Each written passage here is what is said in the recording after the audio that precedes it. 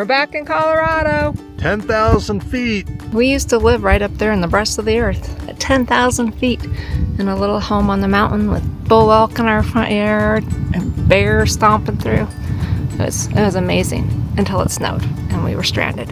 Till further notice, we are on a mission to explore, create, and we hope to inspire you to try new things too. In our last video, we found RV camping with hookups for $12 a night. There was just one small problem. Ouch, ouch, ouch! And this week we get high in a less traveled corner of Colorado. And we discover a new favorite RV spot with spectacular mountain views and some unusual features. Yeah, this is a world away from where we're at now in Florida. Can you believe we used to live up here? Gracie, do you know we used to live here before? Do you want to move back here? Or do you like it better in Florida? She definitely is a fair weather dog. She would not like living at 10,000 feet buried in snow. I can tell you that. We are above the towns of Veta and Cuchara, our old stomping grounds. Top of Cuchara Pass. This was pretty much the view that we had right out of our living room window. And we're on the scenic highway of legends. Tell you what, September's gonna melt into October pretty quick up here. These leaves are just gonna light on fire all the way around us, and then it's gonna snow.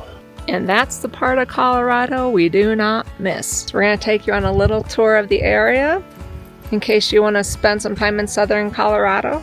Take you back to the campground and show you where we're staying. Does this make you wanna move back into the mountains of Colorado? No, I'm good. I'm good. We did it, and it was awesome at that time. But no, I'm much happier now that we've moved on to new horizons.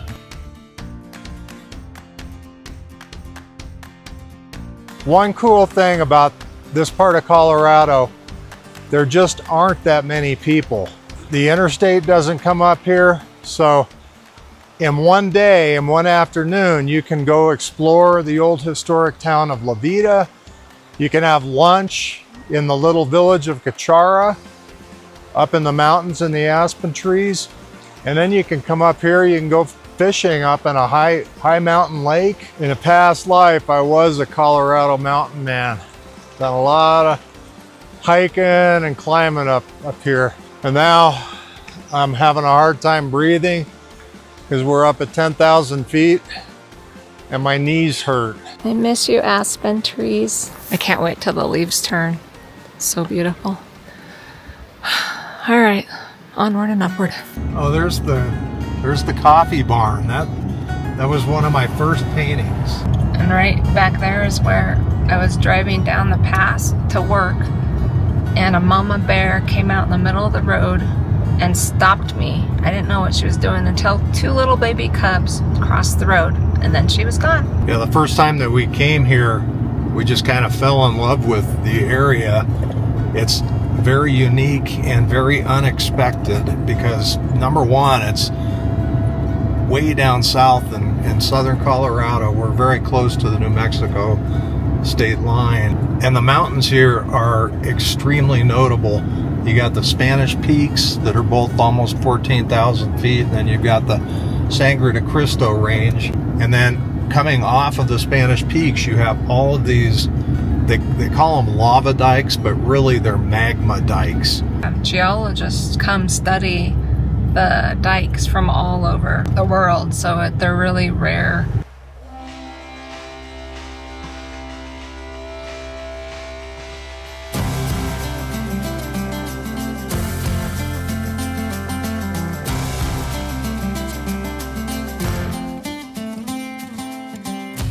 Here's the inn we used to own.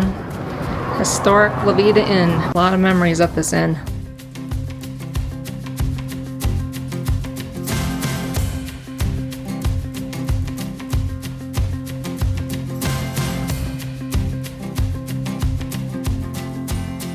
So these bronzes have a lot of special meaning to us. We knew the artist, Joan Hanley, who made these, and we actually did an artist profile video for her on the making of these. The Wasps were women's air service pilots, and in World War II They flew the service planes. So to commemorate that, Joan built these sculptures in honor of them. And here they are in little La Veta. Fort Francisco was one of the original structures, or the original structure in La Veta here. We did a ghost hunt here at Francisco back in the day when I was part of a ghost hunting team, because our inn was haunted too. Anyway, lots of haunts around the town. It's a fun little historic area to visit. Welcome to Lathrop State Park. It's been really different, unusual, a bit strange to be in southern Colorado and be staying here. Yeah, we lived here for the better part of a decade, and after we sold our home here, we always had a home to come back to because Tammy's parents lived here, and they even put in a full hookup RV site for us. So this time's been really different. If you've been following us a while, you probably know that shortly after we moved to our home base in Florida, Mom and Dad followed suit, and we moved them out to Florida near us. So no more cozy Colorado cabin to come home to when we come back to southern Colorado. But with our daughter and her family still living here, it still feels a little bit like home. It's really done our hearts good to have them here. We've been playing at the state park with the kids. We've gone over to visit them. We've been able to watch their football games. Yeah, when we lived here, we kind of took Lathrop State Park for granted. We really didn't come out here very often. We were busy with life and running a business. I'll tell you what, now it is the perfect place to set up camp when we go back and visit our old haunts and spend time with family. So we're going to give you a little rundown of the park, the area, and what it cost us to stay 2 weeks here. There's two campgrounds here. You've got the Yucca campground, where there aren't any electric hookups, and I imagine mostly people are, boondocking or camping in tents. And then there's the Pinion campground that has 4 loops and almost 100 sites, and they all have electric. And electric only. And we've been here for 2 weeks. So we gotta figure out that we can go 2 weeks with a full tank of water and an empty black tank, and we just made it. We just did it. Electric only. We still got water. Not much, but we still got water after 2 weeks. So now we know that about our RV and ourselves, that we can do that. We are in Loop D, which we had no idea when we picked this site, but I think we might have had the best site in the whole place. We are at the very top of the campground. We have mountain views all around us. We have a very private campsite. We even have a little access trail right from our campsite to the Hogback Trail, which goes up on the ridge right here. But you might not want to wear flip-flops on the trails because there's a lot of cactus. There's 2 lakes here, Horseshoe and Martin, and they're both pretty good sized. This is Wahatoya Cove, and it's a good fishing spot. We just saw a trout jump. No fishing poles. We're trying to talk the grandkids into coming and fishing though. But right up there is the breasts of the earth. Yes, they're called the breasts of the earth. The Wahatoyas, the Spanish Peaks. As a matter of fact, we did a tourism video of the Highway of Legends, I'd say about 12 years ago, and it's still on the internet. They use it for local Chamber of Commerce purposes. So we're going to put a link in here, and you guys go watch it if you want. Lots of people out fishing, boating. There's beaches for swimming, although this time of year it's a little bit chilly to be out there swimming. There's a guy out there swimming, and it's September. It's just a lot to do here. We brought our paddleboard because we were in Florida and we just expected it would be hot everywhere.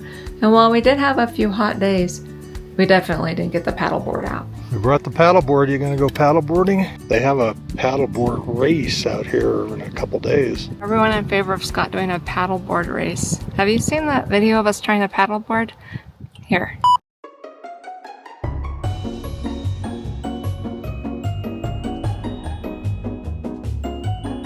That didn't work so good.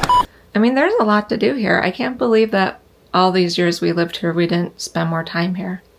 Anyway, now we know. When we come back, we've got a great place to stay. And our favorite part was the bike trail all around Horseshoe Reservoir.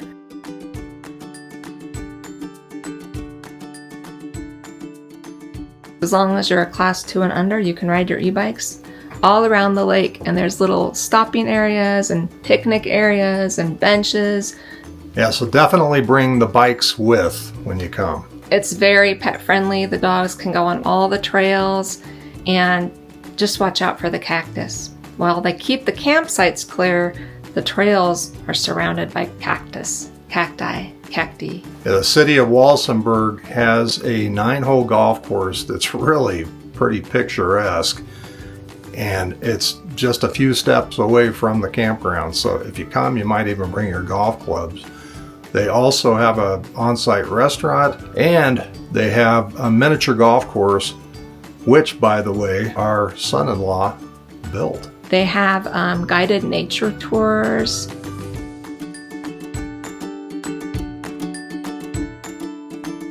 Good rattlesnake country here.